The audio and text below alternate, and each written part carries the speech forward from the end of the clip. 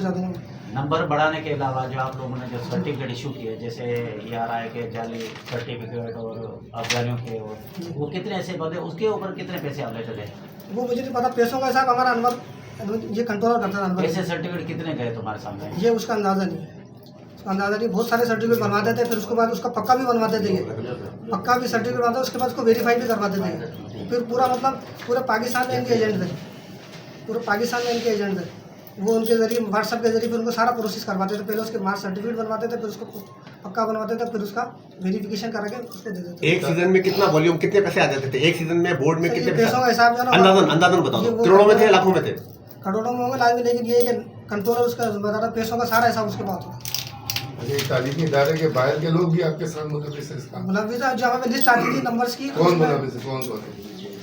बस यार, ग्रेड बढ़ाने के हवाले से जो बातचीत चली बिल्कुल सही है।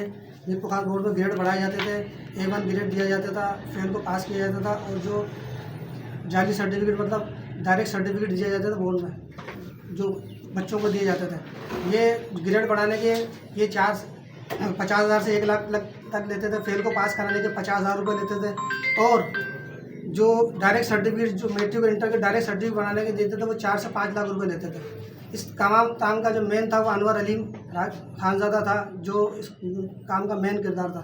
उसके साथ उसकी पूरी टीम थी, शाहिद लतीफ़ सुप्रिटेंडेंट SSC सीक्रेट ब्रांच। उसके अभी नाम नहीं, बस पोजीशन लेने के कितने पैसे लेते थे? क्या रेट थे पोजीशन के? पोजीशन और कौन थे? बोले दो। कंट्रोलर के अलावा और कौन थे? पहले इसको बोलने दो। पोजीशन लेने के कितने पैसे लेते थे? क्या पोजीशन रेट के थे? ये कंट्रोलर को पता था पोजीशन के, उसके पास सारा हिसाब होता था, वो क्या लेता था। और A1 के? ये वो बताता था, उसका पूरा पैकेज एक होता था, वो खुद डिसाइड करता था कितने पैसे लेना कितने। टीम में टोटल कितने बंदे थे आप? टीम में हमारा टोटल मतलब सीक्रेट ब्रांच का सुप्रिटेंडेंट था, मैं था। नाम क्या उनके? सुप्रीट ब्रांच का सुप्रिटेंडेंट, सीक्रेट इंटर का शाहिद लतीफ़, मेट्रिक का सुप्रिटेंडेंट इरशाद खानज़ादा, और कंट्रोलर PA मौजम शहबाज, और वेरिफिकेशन का जो इंचार्ज है नुमान अहमद राजपूत, और मैं खुद था इसमें। खुद कंट्रोलर क्या बोलता? खुद कंट्रोलर का क्या कंट्रोलर बोलता? का मेन रोल था इसमें, वो क्या?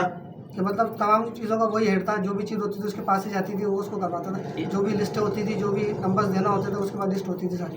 ये पैसे आप किसको देते थे? जो आप लेते थे या बाहर से आपको एजेंट आके ला के देते वो थे? पैसों का जो भी हिसाब होता वो कंट्रोलर खुद करता था, उसके पास ही आते थे। वो कितना आते थे वो उसका मुझे नहीं है, लेकिन उसमें तो कुछ शेयर हमें भी देता था, लेकिन वो कितना आते थे ये नहीं आपको पता। कितना शेयर मिलता था? हमें थोड़े देता था पैसे। कभी कभी कोई केस आया था, कभी 20,000 दे दी, कभी 25,000 दी, कभी दिए ही नहीं, कभी महीनों में दिए एक नहीं। एक केस के ऊपर? जी, टोटल कितने केस नहीं। किए होंगे एक ही से लेकर अभी तक? साल में कम से कम 6 से 7 हज़ार ये केस करते थे। कितने अर्से से काम कर रहे हो? ये जब मैं तो 2023 में मेरा लाइन में ट्रांसफ़र हो गया था, उससे पहले जो कर रहा था वो तो फिर कंट्रोलर करा रहा हूँ। 2023 से 24-25 ये 3 साल से मैं था वो इस वाले सेक्शन में। उससे पहले मैं दूसरे सेक्शन में था, इन्वॉल्वमेंट सेक्शन में।